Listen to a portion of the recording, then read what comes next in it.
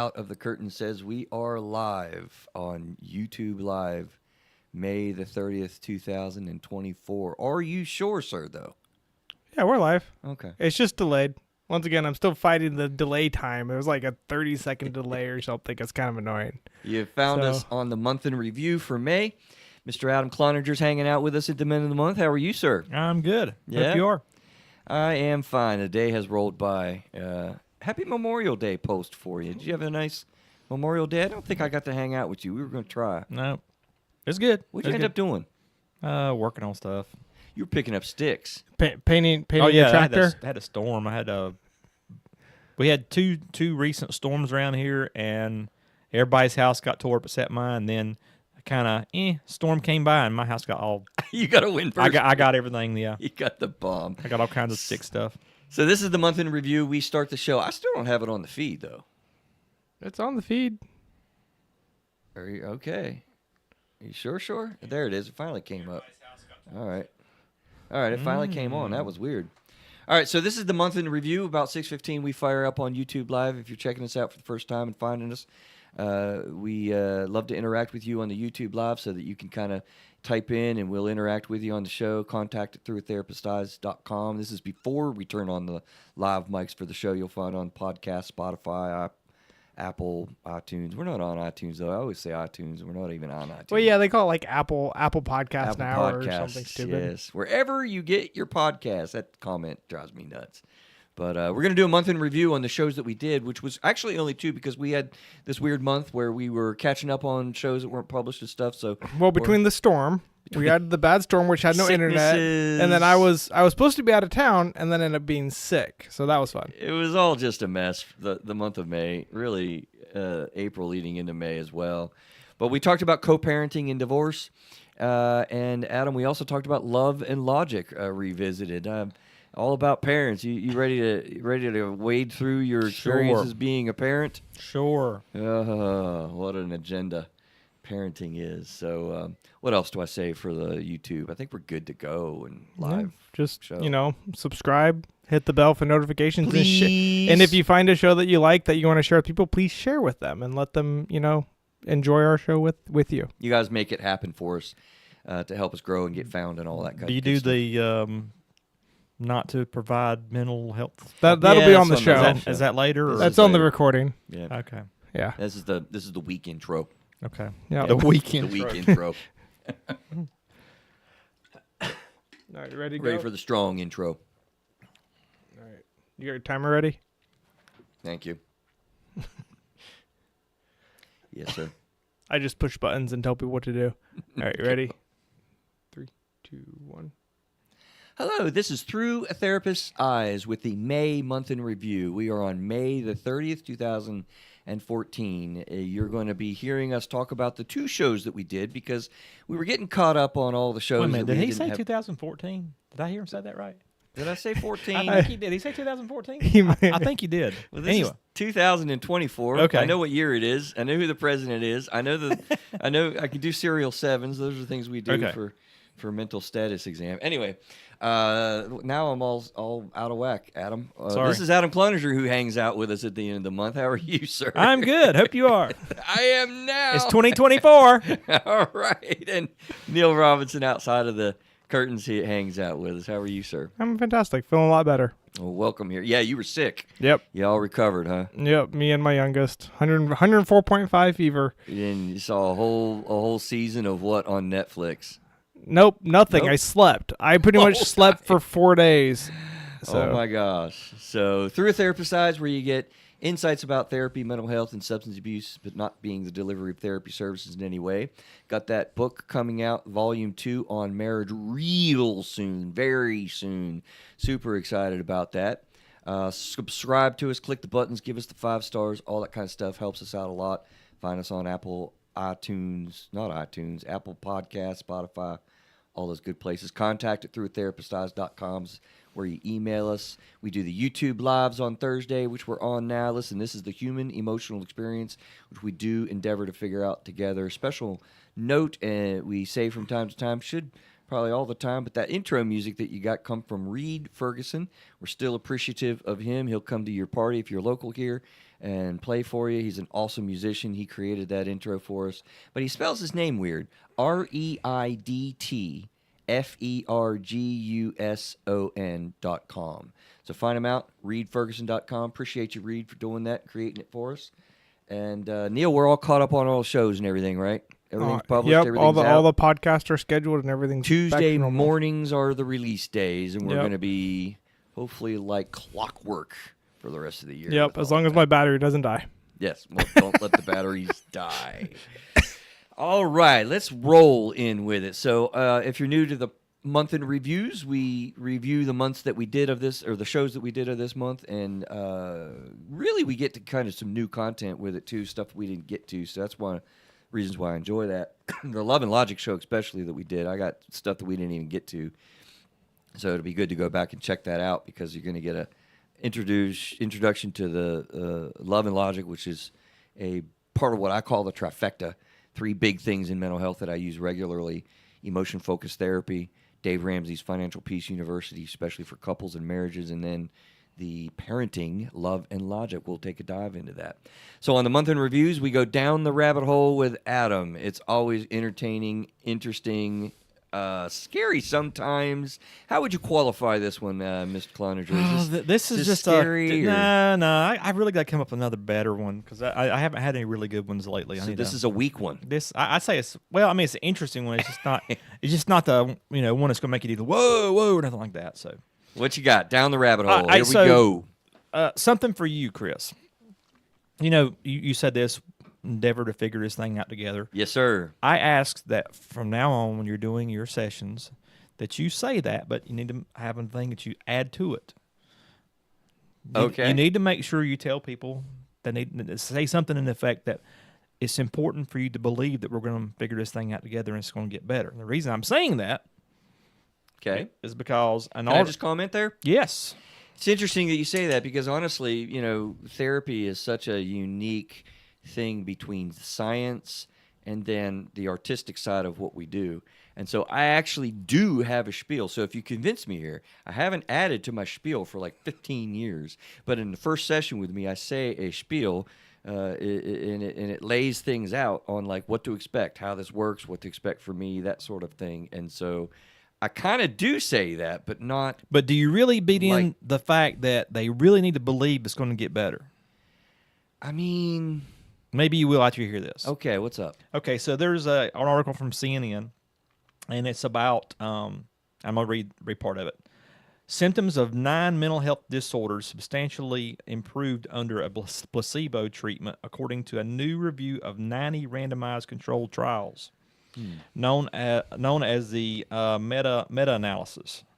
It's totaled 9,985 adults. They're between 30 and 40 years old, mainly. Just to explain, a meta-analysis, so the listening audience will know, like, is in the research world, which I don't do a lot in the research world, but you have to have some science behind what we do, of course. That is basically, they take, like, as many research projects as they can find. They analyze all of them together, pull them all together, and get summary statements and stuff. So that's like a meta-analysis of the topic that you're studying. That's what a meta-analysis is. Okay. So just so you know, the disorders they had I think it said 9 disorders. Anyway, this is the ones that were included in the study: major depressive disorder, mania, schizophrenia, OCD, which I should say We should have did the basics. Let me obsessive list them. compulsive disorder, attention OCD. deficit hyperactive disorder, ADHD. panic disorder, post-traumatic stress disorder, and social phobia. Okay. Okay, so basically in this study, they gave some people tablets, Right. and the results showed that a lot of people got better. Mm-hmm. So that's why I'm saying in your spiel, you need to make sure that people actually, it's important for them to know they have to believe they're going to get better. This is going to work. So it's interesting. I wish Victoria were here actually to talk about this in sort of, being younger in the field and understanding. I mean, so I do that, but I do it in a different way. The way I kind of lay it out as a part of my spiel on what to expect with therapy is that, what's behind some of what I say is you've got to understand on session number 1, young therapists listening, it's not a sales pitch, but there has to be an understanding that we really can figure this out together, which I have said in sessions many times. It's not just allowing I say on the show, because there's no immediate answers, but that there are things that we know about mental health. There are remedies that can help us not remedy the problem, meaning take your bipolar away, but remedies and tools about how do we manage these things. And so if you go away from the first session thinking, this dude can't help me, we're not going to have a second session. So it's Right. kind of like we need to make sure that we understand that, not as a placebo, but just as a reality-based. Yes, there are responses to depression. Yes, there really are ways to manage your OCD. There really are ways to be mindful and get in the moment when even though you have ADHD, which takes your mind into 20 different directions. And so hopefully by the end of that first session, there is some semblance, some sense of hope. And I'll tell you this even further, simply by talking about it, simply by being honest about it, getting that out of your system, oftentimes the very nature of doing that, it's the opposite of where you begin, because it's terrifying to come to a therapy session the first time. It is very overwhelming and difficult. And by the time that you're done, hopefully, it's like, wow, that wasn't as bad as I thought it was going to be. This is manageable. This can be okay. Like maybe there is, keyword, you do want to play with the idea that there's hope here.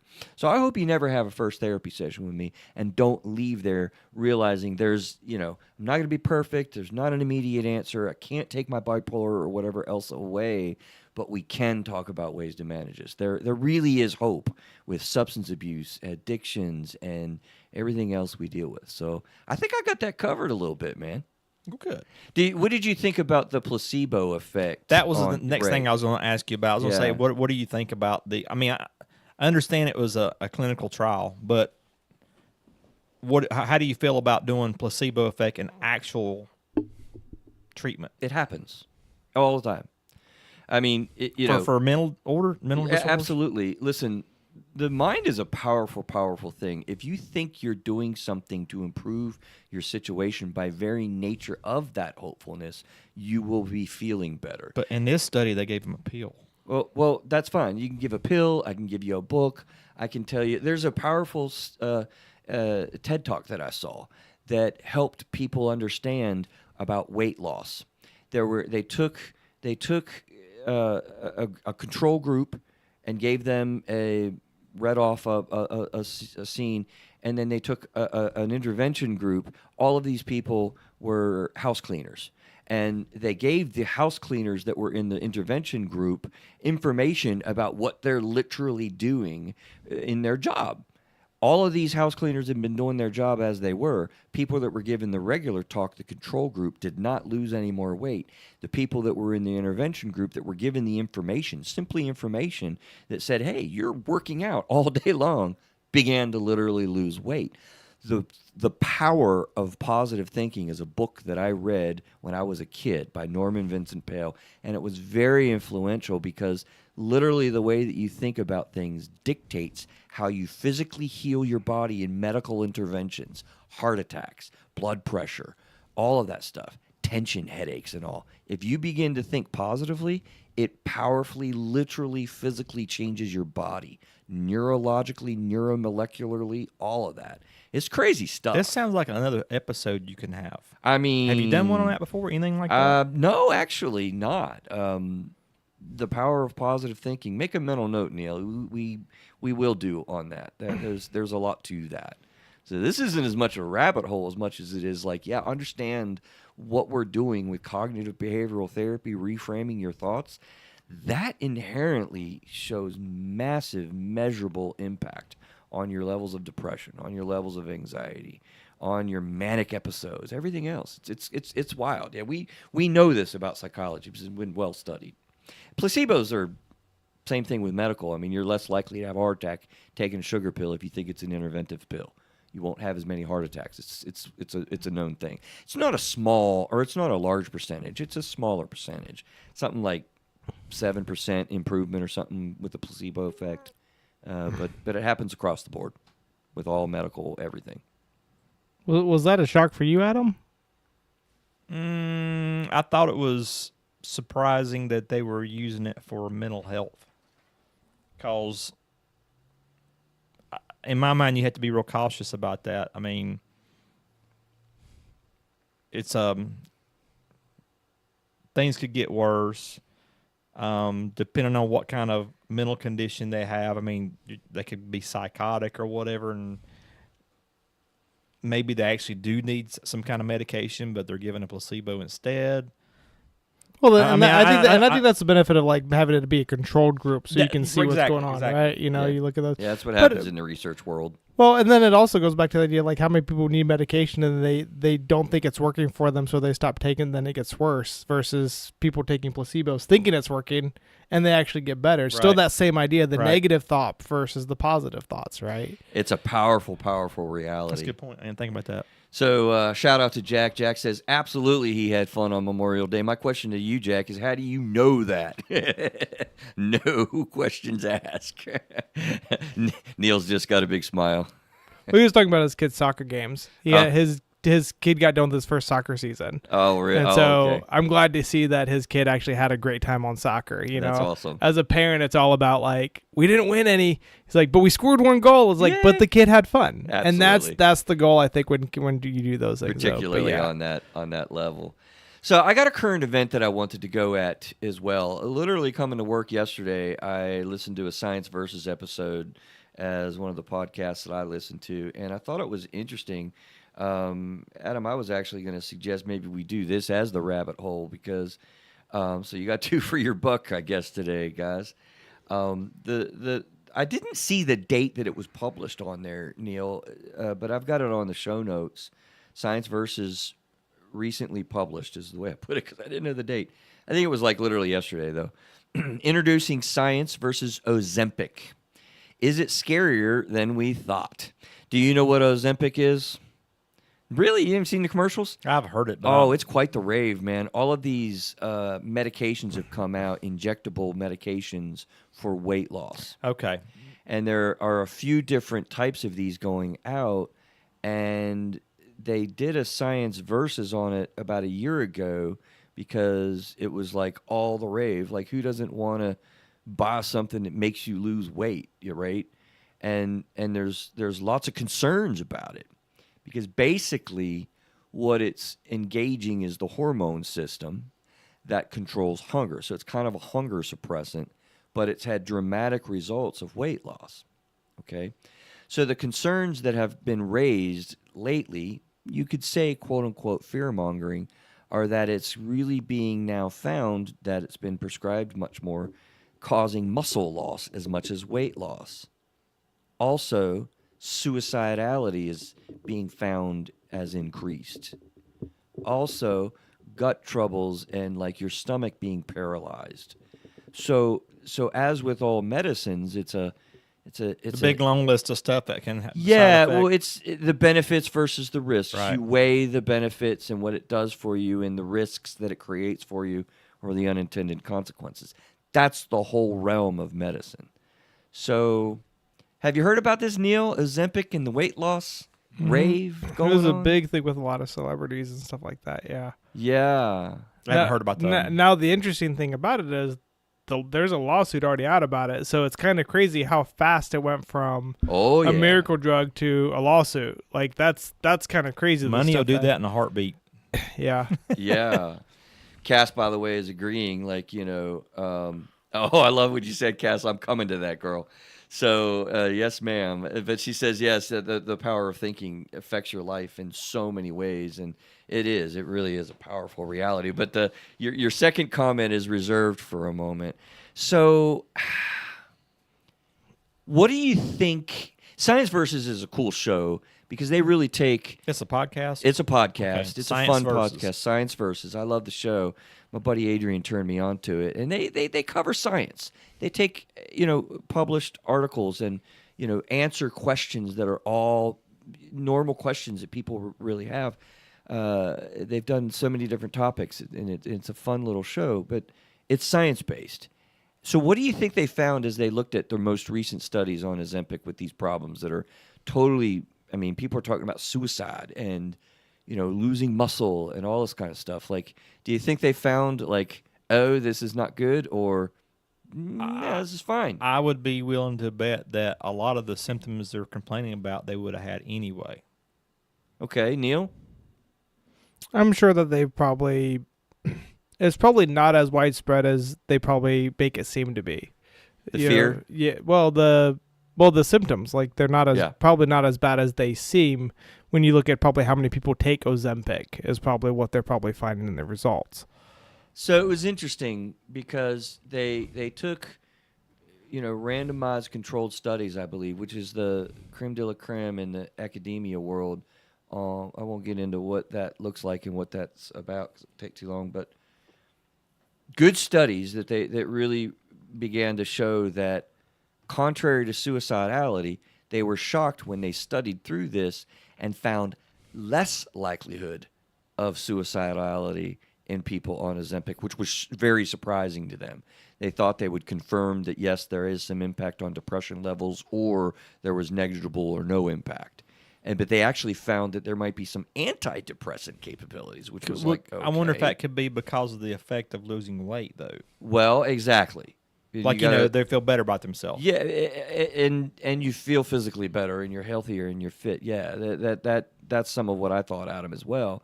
I don't know if we have an answer on that yet, but bottom line seems to be suicidal decrease, which I don't know. Also, and I'm curious, Neil, you're both all into health and all. Did you know that when you lose weight, you have a high percentage of muscle loss as well as fat loss? That's a thing. Yeah, you can. So you have to be very purposeful about particular weight training, resistance training, to build your muscles up or to keep them up, because you're losing, when you lose weight, both fat and muscle all the time. Like it's a pretty universal thing. Well, that's like bodybuilders. They go through cycles. Bulk cut, bulk cut. Right. Did you know that, Neil, that you lose weight? Yeah. Yeah, because when you lose weight, your body's looking for any calories it can find. If you're not eating enough or something like that, it's gonna find what it can find. So whether it's gonna be fat or muscle, you're gonna do it. That's why it's really important, like you stated. You still lift weights, you still do resistance exercises. If you just do pure cardio, that's why. Say you look at someone who's training for a marathon. When they first start, they might start running, just to lose some weight. Well, by the time they train for 3-6 months, they're nothing like they were. They're a lot skinnier because their body is just trying to find fuel, which means it's muscles. It's, first it's fat, then it goes muscle, and go through that whole process. So yeah, your body's going to just use what it can for fuel if you're not feeding it. I'm smiling because I just heard my buddy Dan Kovacevic on DK Sports for Pittsburgh Sports, another podcast I love to listen to, and he said that these guys that he came across in the recent times being inducted into Pittsburgh's Hall of Fame type things, we're talking about major, huge linemen totally being slimmed down because they're way into yoga. Like their whole body structure is like, they're thin runners now, and they were like bulked up 350 muscle, offensive, defensive linemen. Like, wow. So there's hope for me, Neil, basically? Yes, you just have to work out more. And start yoga. I'm not doing horrible. The thing that with Ozempic is, though, they found very much a whole lot of stuff with the digestion tract. So stomachs shutting down. They did nuclear isotopes in food, watching it with special cameras go through the digestion tract. And people that are on Ozempic, stomachs, digestion system, all told, is like double or triple or even worse, slower. So if you have a surgical procedure and you're on Ozempic, that's some of the problems, complicated circumstance, Adam, as you pointed out, there's other factors, that this really creates a problem, because though you fasted because they don't want you throwing up and whatnot while you're under anesthesia, you still had food in their system they were finding with cameras and stuff. So also to the point that your stomach can literally shut down, like get paralyzed. Also, they would find, and they made a big funny gobble about this. What did they call it? I forget what they call it. Basically, like when you eat, sometimes the food doesn't break down in your stomach, just like a food processor. They were talking about like the kale that is clunked up in your food processor when you made a smoothie. You ever make a smoothie and have clumps of stuff that just didn't get to the blades? Well, that clump of food is literally clumped up, slimy, and solid in your stomach. And they have to surgically remove it to get it out. Or, actually, they said you could use Coke. They went crazy off the rails with this. But bottom line, your digestive tract is like really pretty at risk, if not wrecked. So, I don't know. Where does this take you? Ozempic is just so clarify, popular. you meant Coca-Cola, correct? Coca-Cola, man. Yeah, I was thinking, it took me a second too. Yeah. Just so everybody will know, he meant Coca-Cola. You're not cocaine. Okay. But if you want to lose weight, Thank you for the cocaine. Will get you going. That's for sure. So what does that land you at? I mean, Ozempic is quite the rage, man. It's a big deal right now. It's kind of like the placebo thing. As long as it's monitored by a good physician, man, I see no problem with it. Yeah. I think for me, Cass stole my thunder. She's got more to say. So expensive that the average person can hardly pay for it. Yeah, there's insurance, there's medical stuff. But you stole my thunder when you said, leave your hormone system alone. That is uncharted area. It's uncharted territory. I am so reserved about this as well. Our hormone system is so much not understood. It is all over the place. We have hormones that control your heart rate and everything. Like it is dealing with a system, Neil, that I just feel like we're ignorant about. I don't want nobody messing with them. I don't know. I'm so scared about that. Well, we already have other things that's changing our hormones anyway.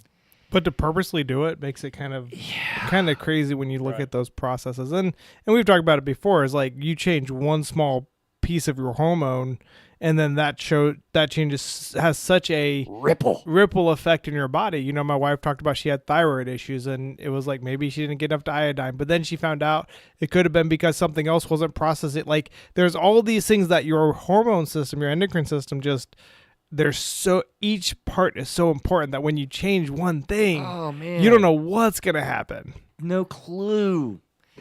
Yeah, it makes me very, very weird. I just want way more information about all of it. I mean, I don't want to be all controversial and crazy with it. It's a whole nother rabbit hole, Adam. But the whole transgender stuff that's going on. The hormone replacement with menopause, and we've talked about that on the show. Men have massive hormone changes when we get older as well. Like it is a crazy system. So I don't know that I'm wanting shot up with that stuff, man. I want to lose my belly, but bull. A kind of a related side note, as I was doing my rabbit hole research, I did read an article where they've discovered that since the 50s, gradually the age where women start having their periods has decreased.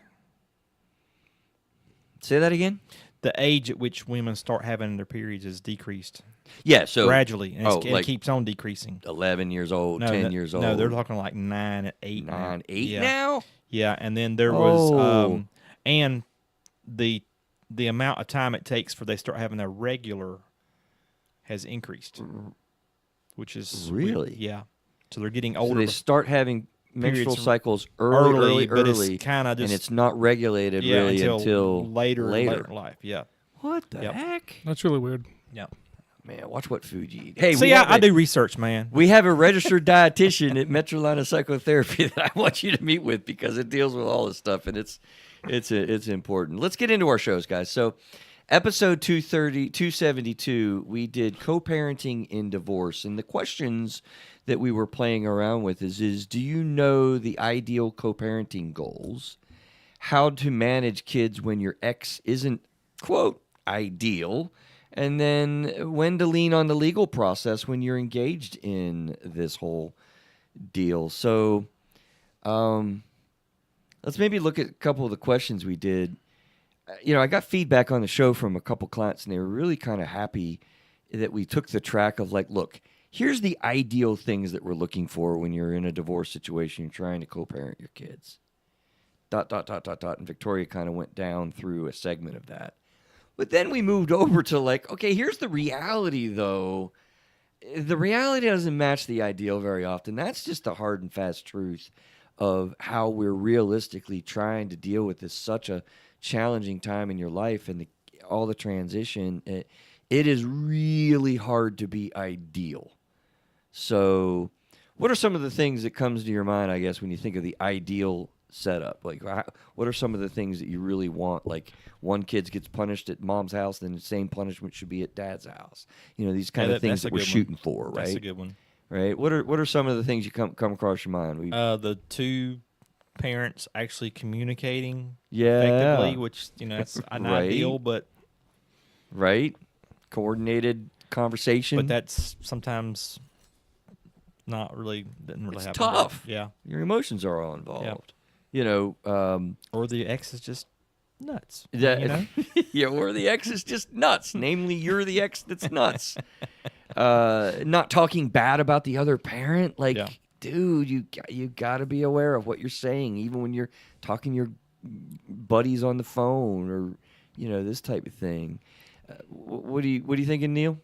Oh, I'm just thinking about my parents because they got divorced when I was like 5, and it's funny because they actually did a good job not really bad mouthing the other parent until I turned 20 something, and then you start finding out your mom did this and your dad was this way and blah blah. So I've been waiting 10 years to tell you about this. Where's your name? So I mean, because that's one thing with my parents, like I said, because they did get divorced when I was younger. And they both got remarried shortly afterwards. So I have, I basically 2 sets of parents. And no, I do, like I said. They're both still alive? Yes. So you may have just created a fight. Oh, no. You're fine. No, they're fine. But no, I can't believe you told him that. I didn't say what they told me. Okay. But no, it's just funny the dynamics in the relationship when you're an adult now versus when you're a kid with your parents. But that's a whole nother I can conversation. imagine. But no, I think that's, priority, kids should be priority. Of course, there's communication skills that have to happen, or at least some sort of communication, right? I think that's key. I do like the don't badmouth the other parent because, my wife's a big fan of that because her parents got divorced when she was older. And so that's a whole nother dynamic as when she's 18 and they get divorced and there's a whole bunch of, that's a weird situation. But yeah, as a parent, you don't badmouth the other parent because that kind of then it destroys the kid. It kills the authority figure that's out there as far as that's concerned, and I think it's just not good for you to do. Besides, the other parent would usually do good enough job in doing that all by themselves. Yeah, exactly. To your point, Adam, and we're talking about what do we do when the other ex is not ideal, quote unquote. Well, I have an ironclad belief that I've put out there, and actually somebody told me today they really appreciated it. It stuck with them. I'm glad it did because. When you have back in the 80s and 90s, at least in the States, I imagine around the world it was pretty similar, that the women always seemed to get custody. The dude had to go to the apartment and sit in the apartment, and you get weekends with dad, and it's Disney. We had this phrase, Disney dad. Yeah, and that norm has changed. You felt like the norm has very changed. But even in that circumstance, when I started, doing mental health work, I was still kind of in that cultural reality, and I would tell dads like, look, it does feel like the kids are being turned against you by this ex that's crazy or negative or all the vitriol they put out. But the thing is in time, Neil, even if one of your parents was totally trashing the other one and the other one was like being ideal and trying not to do that, the kid will gravitate towards the healthy, the mental health parent. And it may take a while. They're going to start figuring out. Yeah, they'll see it. They'll see it. So stay consistent, but you really got to be long term. I know people are acting all kind of crazy when they're in a divorce circumstance. That will play out. It's just tough in the moment because it feels like you're being destroyed by the other parent. And I've seen that situation. And I tell you what, stop it if you're being mean about your other parent to the kids. That's terrible. It really is. When do you lean on the legal process? Do you use the legal process? As far as raising a kid? Yeah. Custody or all the thing. Yeah, Parent alienation is a legal matter. I don't know. When I was growing up, I know at one point they didn't go through the legal system, and then at some point my mom moved down here, and my dad got the legal system involved because of something my mom did through the process. And so I think it's better if you can possibly avoid the legal system if you guys can be adult, but I feel like in some relationships you have to have that checks and balances. Yeah. I think in the last conversations you talked about, you know, well, you talked. I don't remember this one, but like getting the police involved if there's a major kerfuffle and having that proof of record. I think we're talking more domestic violence, but in the legal system, when it comes to this, it's like I've seen where child support, visitations, those types of things, you almost need a court order or some sort of a documentation. I know when I was younger, my dad was giving my mom more child support. And then when my mom went to the court to try to do it, they actually court ordered him to pay less. Right. Which was hilarious. Right. And so to me, it depends on your relationship. And I think you have to be, when you start seeing some stuff start slipping, either you have to CYA yourself and track as much as you can, but sometimes you have to get legal involved just because some parents can get very manipulative and then they'll try to use the legal system for their benefit to hurt you. To me, it's simple, Adam. It really is about the safety and well-being of the kiddos. That's when you go right into that as needed. If domestic violence is a thing or parent alienation, which is really, really horrible. But you've got to understand you're not necessarily as objective about it because you might interpret, oh, you're being terrible to the kids when the other parents just, screwing up a little bit. Yeah, so you got to be careful. But I don't know how you're going to really do much about that from a legal system as far as she's protective orders, domestic violence. She's talking bad about me. No, it's email lists and people talking about their sex lives with their kids, and you see that on texting. I mean, there's some pretty heinous things that are going on that you can get injunctions. But what are they going to do? Injunctions, custody issues. Absolutely, absolutely. Yeah, if you're destroying the kids on a real safety level, either physically or emotionally, you need help because you're not going to be able to intervene, on a napkin or ideally, together, kneel talking with each other. So that's where I land. So I have one thing I want you to describe more. Parent alienation. This was brought up on the last one. Yeah. And I was kind of intrigued because I've heard that, but I was trying to figure out exactly what that was. So Can you kind of elaborate a little bit more on that part of it? Because like I said, the last show you guys talked a lot about it. I'm like, I think I know what you mean, but Interesting. I'd like a little bit more on the clinical side, like what that really means. So basically,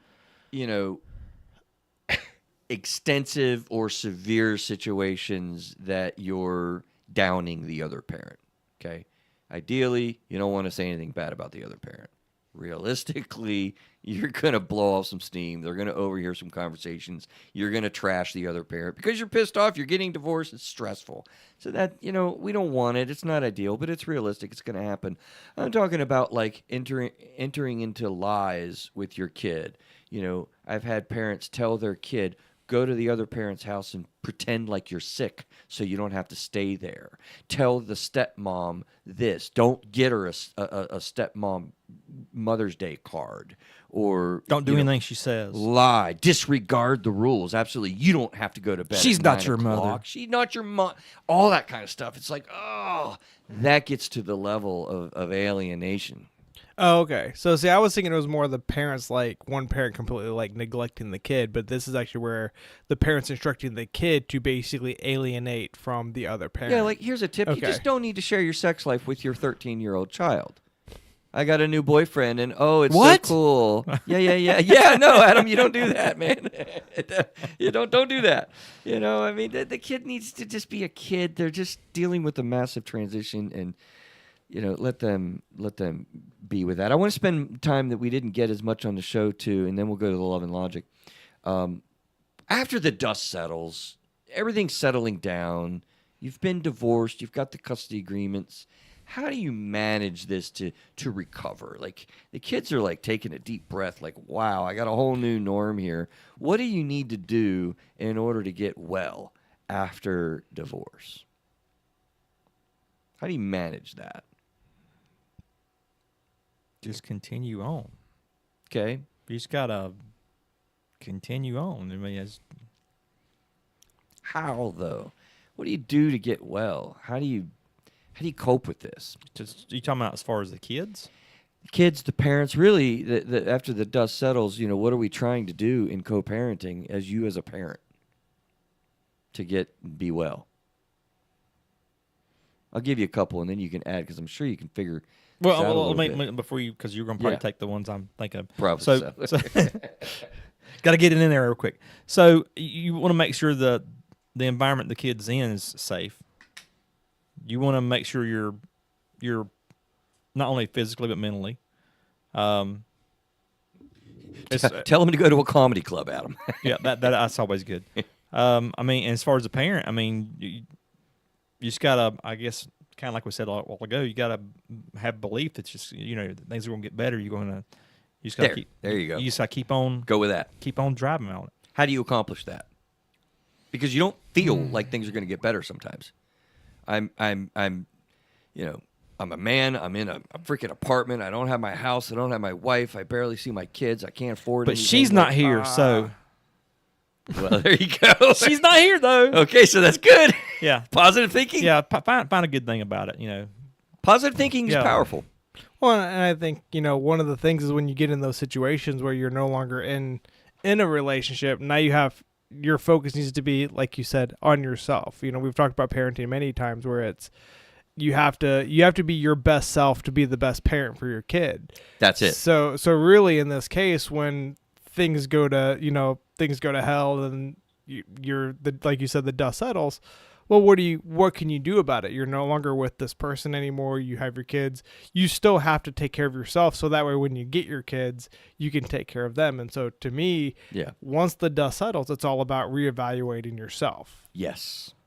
Self-care, self-recovery, looking at self-talk. Like, you've got to understand what happened to you, what led to all of this, what your part in all of the issues were. How can you be better? How can you grow?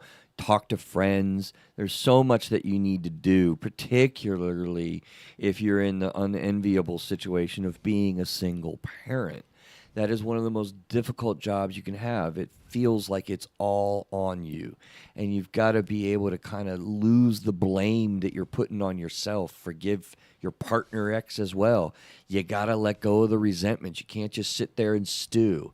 Well, that B did this to me. Well, like, you've got to get to a place where you let go and you forgive. I mean, and then you can get into helping the kids, more, because you can't help what you can't help yourself. Like, that becomes really important. All of Neil, you're on point, and Adam, you said the same thing. Like, handle yourself.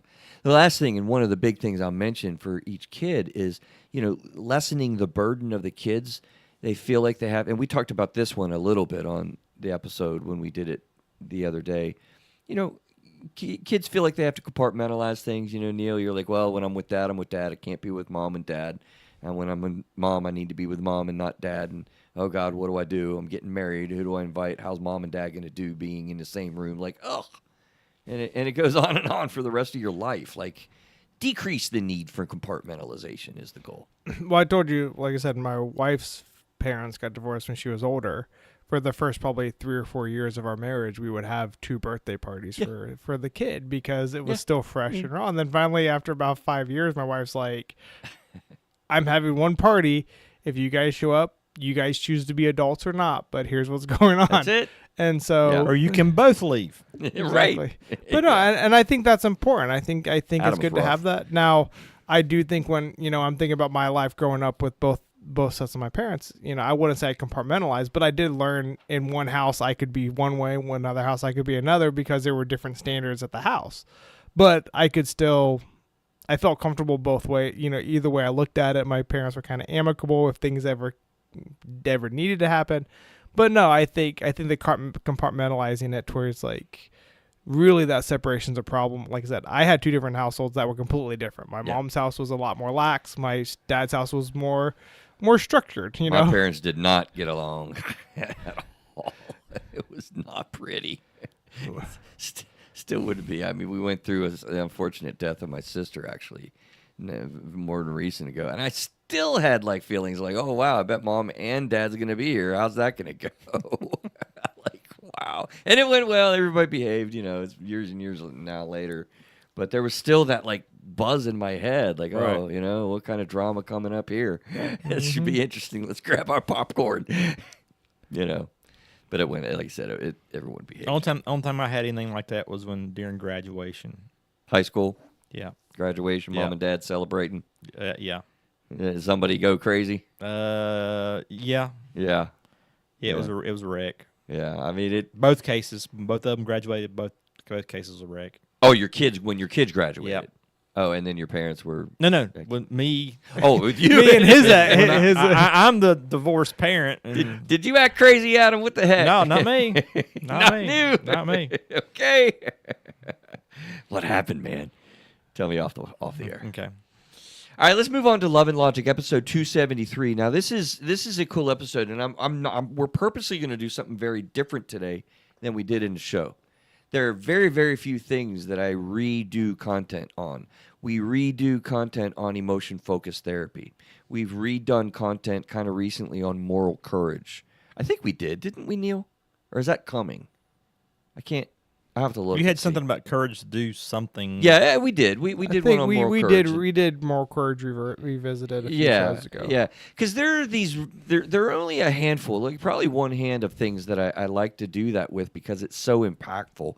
This is one of them. Love and Logic literally is something that totally metamorphosized in a lot of ways the way that I engage, parenting in my own parenting relationship with my kids. You ever hear of this, Adam, at all? Love and Logic? I'm not sure. Yeah, if I it was have or new not. to you. It's boy. How should we go through, Neil? What do you remember about what Love and Logic is? Can you concise it? Can you condense it? Is it hard to do that? Like, I'm curious what you heard listening to it. I could come up with a sarcastic response. What I originally thought it was. Man. I want to hear this. Because when I originally heard it from him, because he did his little spiel about it, it was like, you let your kids do whatever they want, and then you passive aggressively fix their problems. That's how I understood it. Because he says it awesome. he says it so much, he kind of left out some of the key parts, and like, wait, hang on, what does this really mean? And so, really, the idea is Here, I'll do it now. So the logic line is little Johnny can do anything that he wants to do as long as he doesn't cause a problem for somebody else. Parent sees that there's a problem, you point it out, hey, little Johnny, you got a problem there, you need to fix it. Little Johnny maybe fixes it, hopefully, but likely doesn't, and then you kind of say, okay, well, no problem, don't worry about it. You've talked about come this around before. on the back end, right? We've Yeah. talked about it, Adam. And you come around on the back end and you create solutions to their problems. passive aggressively. It is not passive aggressively. You talked about this on the episode where you had the parenting styles. Yeah, we did. We did. So what did I leave out there, Neil? What do we need to add? No, I think it's actually because I've thought about how my wife raises kids, and she has her birth to kindergarten education, and she's very smart with kids. I actually talked to her about, Victoria had her question about what do you do about her kid who hits right now. And so I asked my wife, and my wife's response was, well, I need to know more about the situation, blah, blah, blah. I'm like, Yeah. okay, whatever. But no, I think the best part about, the Love and Logic is you really give, and you talk about, you give your kids the ability you empower them to make decisions, and you help guide them to understand, do critical thinking, to understand processes, and also to be aware, like I said, I like the fact, like, you can do whatever you want as long as you don't affect someone else. Yeah. I think it's very good when they have to understand, I've crossed a boundary, now I'm interfering with someone else. Right. I think that's really good for them, because I feel like almost nowadays with like People are social so media stuff, egocentric they're so and, egocentric, I they mean, don't understand what's going on. I think, if they actually truly understand that, like, okay, I want to do this. Okay, well, what does that mean? Okay, well, if I do this, then little Susie, I'm going to take her toy or whatever, and she doesn't want that to happen. Or like being socially aware of what the effect you have is very powerful. And I think that's great. But I do think there needs to be some, to me, I'm big on structure and obedience and those types of things. And so it's like, where do you find that balance of doing it for them and not really doing it for them, but instructing them more versus having them do more critical thinking on their own? Yeah, you're absolutely on point. You heard a lot of the things. I mean, as a matter of fact, this particular time that we went through it, I actually chat GPT'd and what are the highlights of the Love and Logic philosophy, and we went down through them. They did a really good job of adding a lot of those types of things to the basic ideas of Love and Logic, because unfortunately, previous to me finding this, I got into power struggles all over the place. I mean, It's like kids doing something wrong. We all know in our adult brain they're doing something wrong, so we need to tell them what to do. And then if they don't do what we tell them to do, like they're robots, then we're going to take their toys away and give them privilege loss. That's essentially what parents do, you know? You're screwing up, so you're in trouble, and now you're punished. And then we're expecting people to learn from that. It doesn't work. So it's really looking at your relationship between you and that child and how you help that child critically think and problem solve and make decisions. So that's when I started to say, Aaron was on the show one time. It was really, really cool to have him on.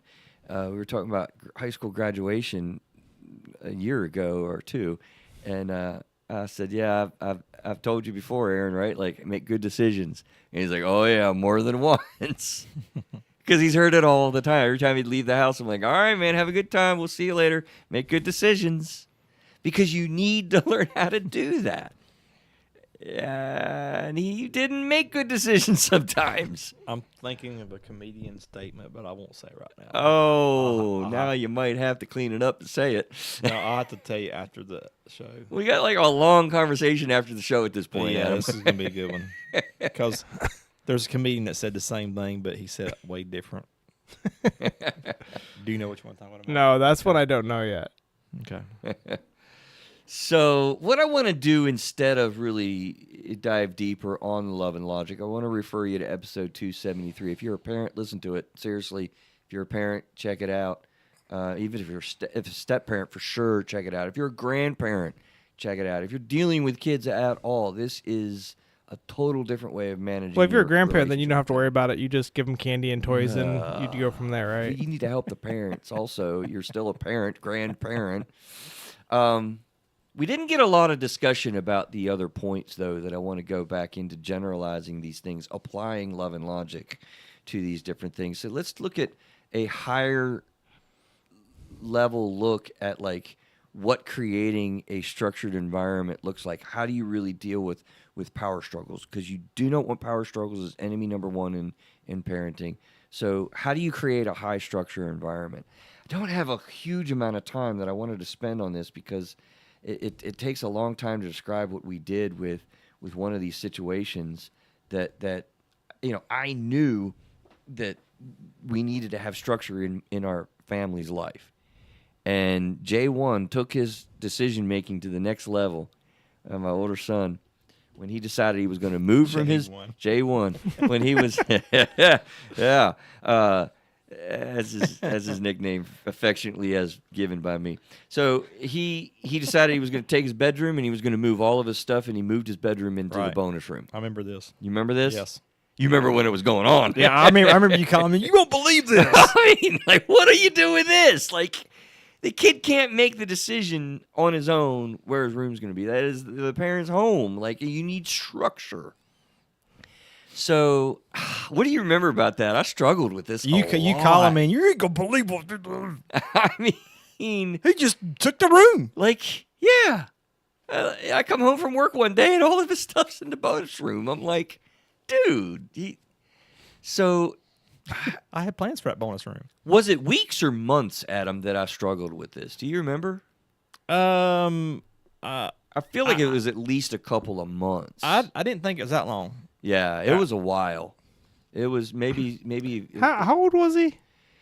I don't really remember. I mean, he was moving into teenage years, and his bedroom was small. I get it. Ultimately, the bonus room was bigger, and he needed more space. I was thinking and it's like 14. It was. I feel like he was pretty close to driving. If he was, I think he was a little older than 14, 15, maybe even 16. I mean, he was older, but you know. Hey, you're causing a problem, Aaron. No, there's no problem here. No problem at all. I'm like, yeah, there really is a problem. You're causing problems for all of us. Like, we use this room for other things. This is what the room was designed for. We have limited resource of space. So this is a problem. It's literally causing a problem for all of us. So what are some of the things? I mean, yeah, what would you do if a kid just took over a room? Like, how do you create consequence for this? How do you come around the back end and fix the problem that he's creating? You just make him put his crap back in Yeah, his dude. room. Power struggle. So I'm No, curious. you just make him do it. Like if it came into my house and my kid would do it, I would make him move his crap back in there, and I would basically right then. Yeah. then immediately. And that's just me. So here's the thing: when my kids were younger, my wife would say, "You need to clean up your stuff." Okay, well, I don't want to clean. My wife would literally grab their hands and make them pick up their stuff Power struggle. just to prove that they have to listen. Yeah. And that's, to me, like the fact that it went on months. I'm like, how did that even happen to me? Not months, And yeah. it's just, but it's one of those things in my head. I'm like, because with our kids, the way that we've done that, it's like, that's not acceptable. As a parent, that's not acceptable to me. And this is where I struggled with the love and logic when I talk about passive aggressively Yeah. solving it. And so on my side in my household, of course, this is just my household. This would be different for you. This is different for you. But if my kid would literally do that, we would basically, take care of the situation right then, because we don't, if it's that blatant. Now, if it's slowly like, oh, he's slowly moving his crap into another room, it's like, wait, what just happened? It's like a month later, he's like, now he's in the playroom doing like what? I'm like, Sleeping. wait, when did this just start happening? And Yeah. you have to do it. But it's just, to me, it's, you set authority early on, you set respect early on. And I think about that now with my boys. Both my kids are bigger than my wife, but they respect her because we've set things, and we have, going to your thing, we have a good relationship. We've built a good relationship. It's not really, Yeah, you're There's not a just hi- crashing down on the kid. exactly. And doing it, So it works for me because of our relationship. See, let me jump in though, because and this isn't to be defensive in any regard, but it's to explain. Like, this was shocking. This was like so weird to have him go that far into a direction. Like, it was on. Like, Adam heard me talk about it. It's remind like, me- what the heck? What is this? Remind me again, what was the bonus room being used for? It had TV in there, and the kids would come up and hang out with their friends, and I think we.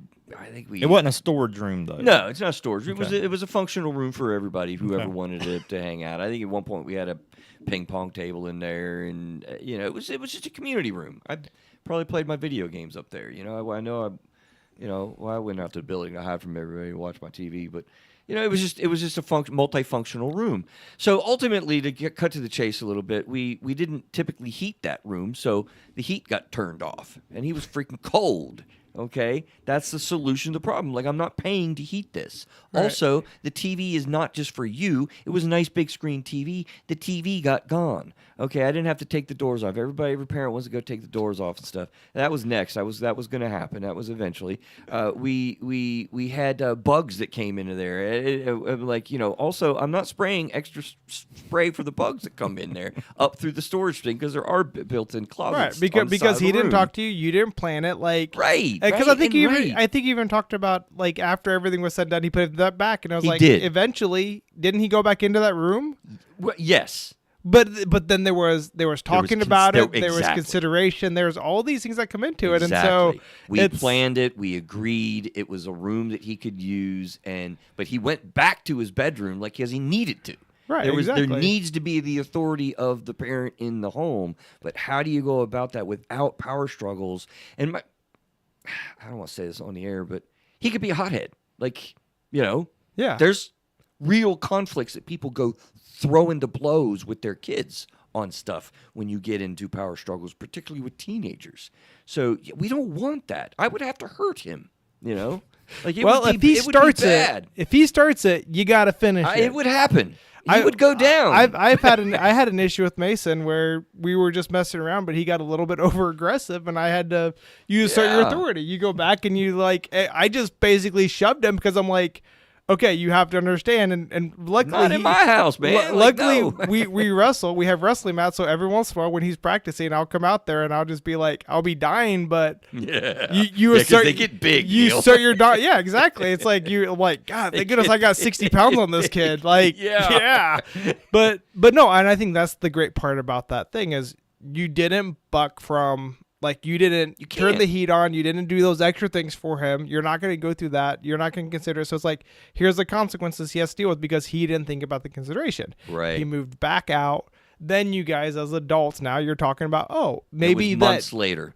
Right. Now, Many months later. So I think it's a great learning experience for that whole process. And, Right. you This know, is the way that you deal with your boss. This is the way that you deal with your authority figure. This is the way that you deal with the law.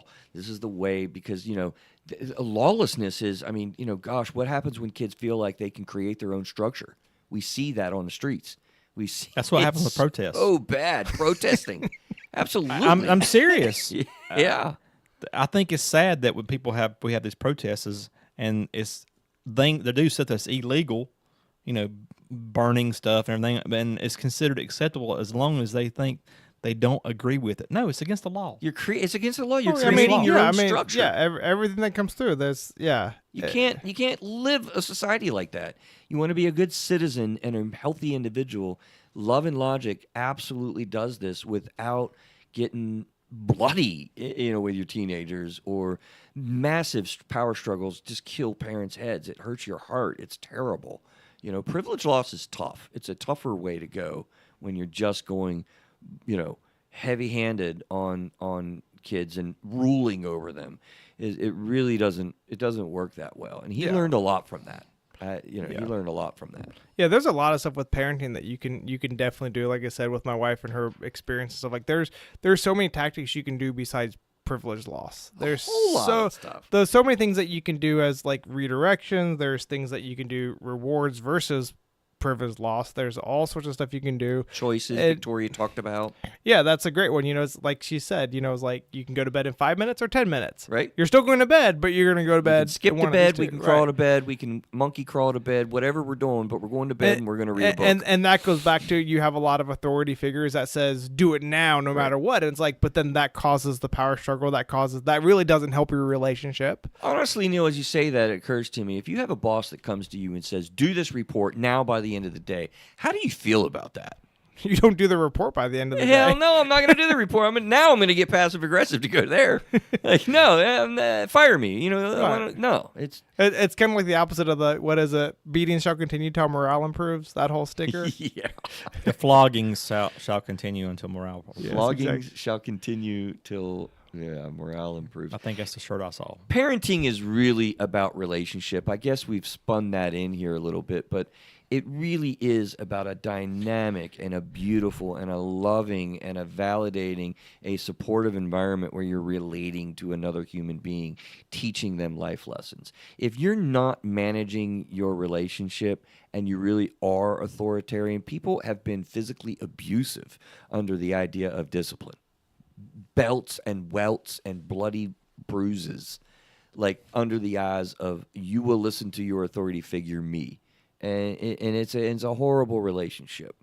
If you have a good relationship built on solid mental health and just healthy things, kids are going to listen to you. Yeah. The whole, you get more flies with honey than you do vinegar. Kids are going to listen, and they're going to learn, and they're going to grow. And it's good stuff. What makes parenting really hard we didn't talk about at all. I was really curious what the two of you would come up with. What do you think I mean by parenting is really hard? What makes it harder? What are one of the things that makes parenting the hardest? It don't always go as you plan. Certainly. You love, nurture, and try to do the things, and then they just don't want to clean their room or take a trash out or right.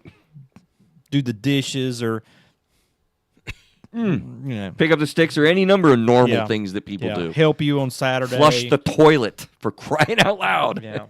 Oh my gosh. One towel is good enough for like 3 days at least. Neil, what do you think makes parenting super hard? The other parent. No, I'm just kidding. That's what I'm thinking. No, I mean I mean, there is a lot of that because is. my wife and me have very different ideas and personalities, and then of course our kids have very different personalities and stuff, and so that you dynamic, said it as a joke, but that's what I'm going for. Yeah, I mean the reality is you have two people that two different opinions trying to raise another human. It's like it's very hard because and you're passionate about it. Because you care about your kid and you want the best for them, and the wife might be raised one way with a different personality than the husband might be. Also, there's not really a right way here. There's nothing really perfectly right or perfectly wrong about how to parent a kid. Boy, everybody's got opinions about this stuff. Oh yeah, especially Oh. people who don't have kids. Oh God. Or the new parents. That's what I love. I think it's funny to listen to Victoria talk is. about her 2-year-old. It Like, is. you That's don't it. know anything yet. You're still like, oh, he's hitting. That's cute. You know? Yeah. You know, so, but no, I think that's, you're 100%. I think I mentioned it too. It's always hard. It's always changing. It's every year. It's a whole nother struggle. And then, like I said, when you have a second kid, you just start over. Yeah. You can't. Totally different kid. You can't do any. You can't have it match. My kid's completely different thing. Like Yeah. it's just Yeah. like, What worked in the first time does not work in the second once again, my oldest, I had to get at the wrestling mats, put him in his place, and he'd be fine. My youngest, you look at him cross, and he's hurt for the rest of the day. It's like, come on, grow up, get a spine. time. Oh, poor So, kid. yeah. Give him a hug, Neil. Oh, I give him hugs, and then I usually suplex him, but that's okay. No. Yes. At least on a couch, right? Yeah, we have mats, We have mats. but no, and I think that's, Thin I mean, Yeah, with nails in them. no wrestling mats. Okay. Very thin mats. Yeah. No, I got thick ones. Kidding, kidding. The thin ones didn't work. We tried that, but no, and I think it's very hard. It's always changing. That, as you pointed out, it's like, you expect it. You could have one kid, they're great for a week, they do everything right, and then the next week they do nothing. Like it's Everything's so hard. wrong. Everything's wrong. They don't put the dishes away correctly. They didn't wash the things, or they like. You have to ask them 100 times. When last week they were great and everything, they were on top of it. It's like so frustrating as a parent. Yeah. There is so much to be frustrated about, and the challenges. I mean, it can be daunting, especially if you're a single parent. I tell you, there's a whole kind of hope out there, though, when you're really even a single parent feeling overwhelmed and super stretched. Like, your relationship with your kids is one of the closest relationships you can have in your life. Second, probably really only to your spouse. These are close relationships that have a lot of emotion flying, and it's a wonderful thing. You don't have any other relationship with another human being where you're actually responsible for this kid until they're 18, but yet you're powerless over what they're deciding to do. And I think people are struggling. I mean, parents don't know what to do, and I guess that this little ramble leads me to say also, like, when I had this going on with my kid moving rooms, I mean, I went to my friends. I mean, I went to you, Adam, and I was like, what? And people will give you objective feedback and help you make decisions. I mean, you do not need to do this in the moment. If I come home and he's moved into his room, the worst thing for me to do at that point, when I was pissed off, overwhelmed, confused, is roll up to the room right now and say, get your crap, put it back in that other room right now, because I am not in a facilitated place to deal with you. And it would have gone bad. It would have gone bad. So take your time, take a minute, take a day, like, figure it out. Avoid power struggles. They're going to be with you for 18 years. You don't have to rush through it. Right. But I do think we did talk about some of the parenting stuff. I think the idea of reaching out to other parents that that you can talk to, that you can commiserate with, you can get some feedback. Talking to your own parents is also something to talk Absolutely. about. Like, yeah, it's because you always have you and your spouse. If you're still married, single parent, of course, you need to find some other outsource Friends, if possible, family. friends, family. But that's, it takes a village to raise a child kind of situation. Utilize that village to help you with your kids, and it's still up to you to make those ultimate decisions with what you think is right for your household, for your kids, your family. So take all the advice you can take, and then figure out what works best, because you can't take anything just on face value. You have to understand what your kids are like. You have to understand, is this really going to benefit us? You have to make that effort. And that's the other hard part about parenting. You have to think, and you have to adjust, and you have to adapt all the time. And so Constantly. So when you see, parenting advice, you should be you do gentle parenting. Well, my kid doesn't work well with gentle parenting, so we're going to try something else. It's like, you have to understand those dynamics, and that's what makes it so hard, because there is no rule book. It's all, you always have to think about. Little Johnny's going to let Sally drive her car down to Charlotte. Wouldn't that be okay? How old are they? What? No, nobody else needs to drive your car. There's always something new. Closing thoughts, winding us out of here, Adam. Parenting's a heck of a thing. Would you have changed anything? I mean, and how you go about doing parenting. Maybe. I can't think of anything off the top of my head, though. The spouse? No, I'm just kidding. Yeah. The spouse. Ouch. That was the only thing I was thinking. Maybe I could Ouch. have got out of that a little bit earlier. Yeah. Maybe they both would have been better off. All right. So listen, we're gonna I know I wind would've out of been. here. We're gonna see you next week with some new content, some new shows in the month of June. But we appreciate you hanging out with us, sticking in, and hopefully we're learning a few new things. Click the like button, do all that good stuff to help us out if you like the show. We will see you soon. Take care and stay well.